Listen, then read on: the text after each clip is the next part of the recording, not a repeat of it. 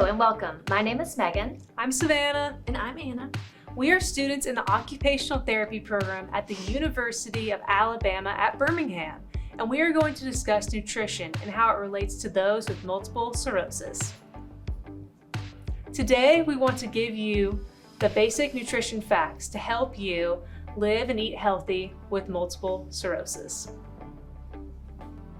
Living with MS can be a very hard, frustrating thing, especially when it comes to attaining proper nutrition. There are many sources out there addressing good and bad nutrition, and sometimes it can be hard to know what to trust. Today, we want to give you the basic nutrition facts to help you live and eat healthy with MS. The three main components of food are carbohydrates, also known as sugars, fats, and proteins. Common examples of carbohydrates include vegetables, fruits, breads, beans, and pastas. Foods that contain proteins include your meats, your eggs, and your fish. A common myth is to avoid fat at all costs. However, we need some fat in our diet in order to be healthy. The three types of fat are saturated, unsaturated, and trans fat. It is best to eat saturated and unsaturated fats, such as avocados, oils, and meats. If you want to avoid fat, avoid trans fat. This includes processed foods. If you have ever picked up a food item at a grocery store or in your own pantry, you have likely seen a food label. While these can be intimidating at first, they're not super complicated when you break it down. Let's start by looking at the serving size of the meal. So this particular dish makes 2.5 servings. Because one serving is 1 cup, this meal will make 2.5 cups of food. Nutrition labels then provide information on the dish based on 1 serving of food. Therefore, this label is based on 1 cup of the meal.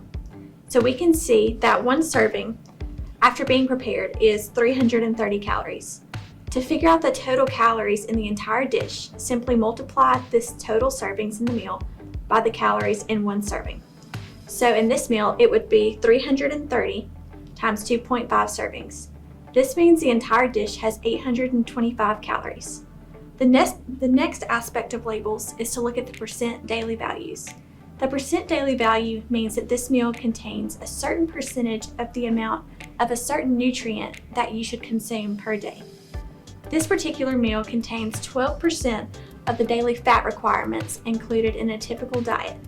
The same can be assumed for other nutrients on the label. For example, this meal contains 28% of daily cholesterol, 22% of sodium, and 15% of carbohydrates.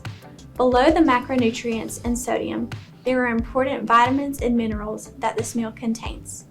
For this specific meal, we can see that there is vitamin A, vitamin C, and calcium, as well as iron. Knowing how to read a food label can help you reach your nutrition goals by helping you know exactly what is in the foods that you are eating. Did you know that over 60% of the body is made up of water? Well, despite this knowledge, hydration through water and various other liquids is an area of nutrition that is, often overlooked. Although the best source of hydration is through drinking water, it can also be achieved through drinking milk as well as eating fruits and vegetables.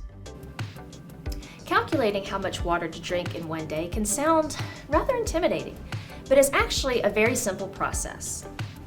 In order to calculate your personal water requirements per day, you simply multiply your weight in pounds times 0.5 ounces. This number will tell you how many ounces of water to drink per day. For example, let's say that I weigh 150 pounds. If I multiply this by 0.5 ounces, I will get 75. This means that I should drink 75 ounces of water per day. For an easier reference, an average water bottle is around 17 ounces of water. So this means I need to drink about 4.5 bottles of water per day, which is also the equivalent of 9.5 cups of water. As a general rule of thumb, men can assume their water requirements will be about 2 to 3 cups more than women, as their muscle mass is typically higher in men than in women. One of the most popular forms of hydration is through drinking various sodas and soft drinks. While these liquids may taste great while drinking them, did you know that sodas are actually considered to be a diuretic? This means that they are typically cause you to become more dehydrated rather than hydrated.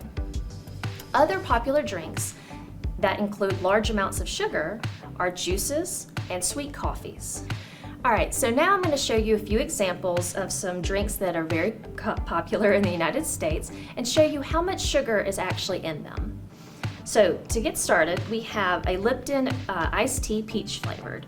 So as you can see in the bottom, that's the amount of sugar in here, which is 29 grams. So that's how much sugar you drink when you drink this whole bottle.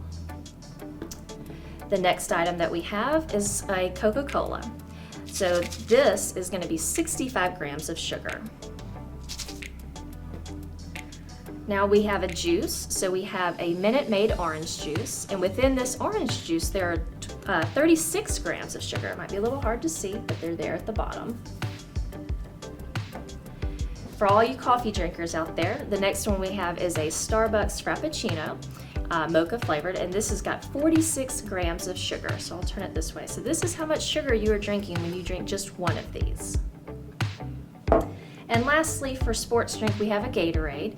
So this is just a generic flavor, and it has 43 grams of sugar in it, so here at the bottom. So once again, some people think Gatorade is a good choice to drink when you're working out, but there is this much sugar if you just get a regular. The better option would be to get a G0 or one that doesn't have as much sugar.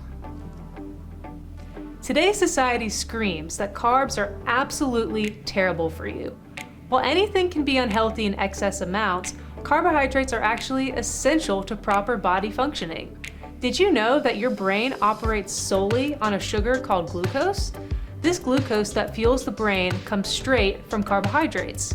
With this knowledge, it is important to know that there are both good and bad types of carbohydrates. Refined sugars found in baked goods, packaged foods, breads, and sweet drinks do not do your body any favors in regards to weight loss or blood sugar levels. Natural sugars, such as those found in fruits, vegetables, however, are much easier on your body. Although it is sometimes hard to completely avoid the bad sugars, try substitutions such as sweetening things with cane sugar or eating the whole bread. Another myth about healthy eating is that eating fast food or at a restaurant is strictly off limits. This could not be farther from the truth. Part of living a healthy lifestyle is the knowledge and acceptance that you will not be able to cook a healthy meal every single night. Everything in moderation are words to live by. So for those nights that are too busy to spend time in the kitchen, go ahead and plan some fast food options in your head.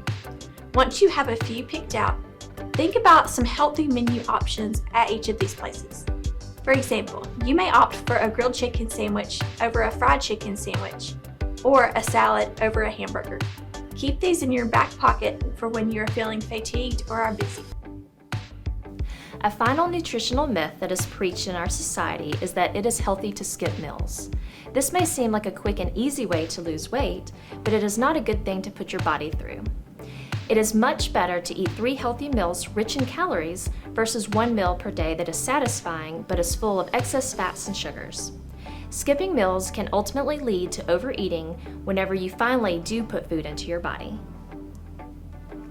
We hope that we gave you some practical tips to apply to your daily life.